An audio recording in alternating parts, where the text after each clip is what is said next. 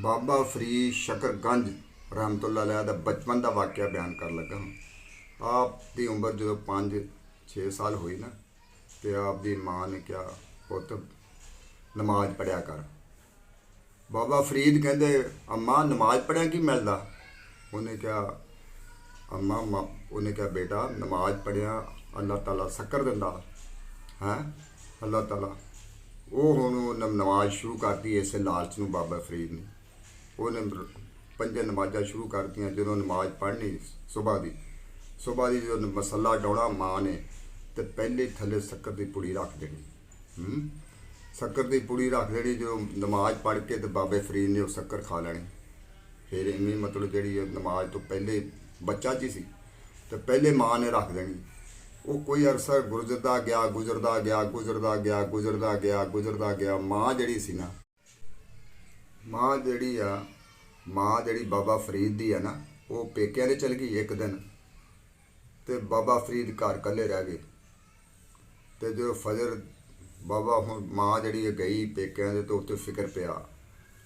उन्हें फिक्र पिया तो दुआवां कर दई है भाई सुबह की नमाज पढ़नी मसला डाह के। बाबा फरीद ने अगे तो शक्कर या अल्लाह मैं रख दिंदी सी तो अज झूठ मेरा पकड़िया जाना है।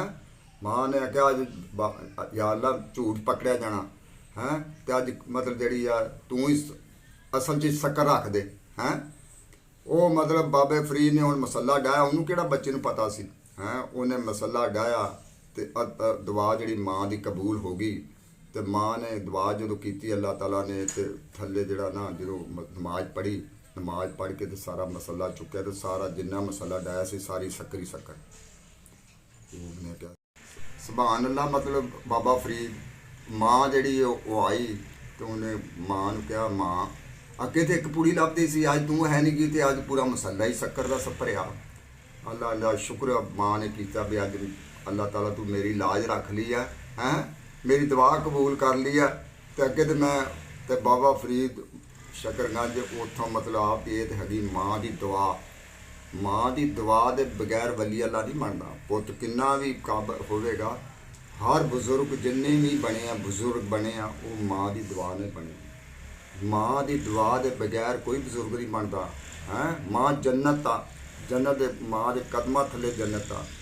अल्लाह के रसूल ने दसिया माँ के कदमां थले जन्नत आ। तो बाप का चेहरा देख के जड़ा सुबह काम करता बाप का चेहरा देख के करता ना उन्होंने एक हज का सवाब मिल जाता है।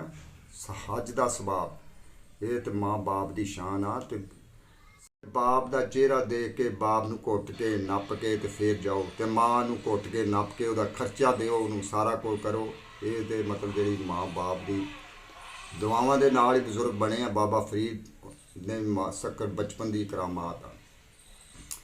अल्लाह अल्लाह करने से अल्लाह नहीं मिलता,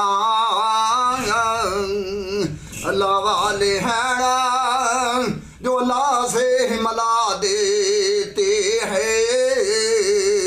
गाहे वली में वो तस्वीरें देखी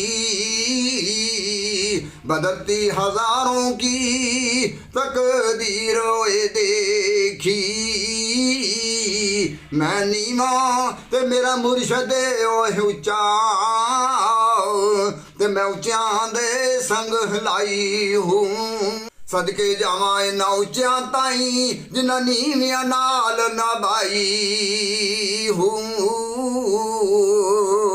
जिनको बैठे बिठाए सोता गया जिनको धोखे से कूफे बोला गया। जिनके बच्चों को प्यास से तड़पा गया।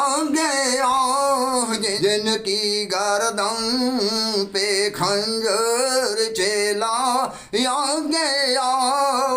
हुसैन इब्ने हैदर पेला खोसेला मुस्तफा जाने रहमत पेला खोसेलाम शमाए बैज़ में आदा यद पे लाखों सलाम श्याम श्यामाए बज में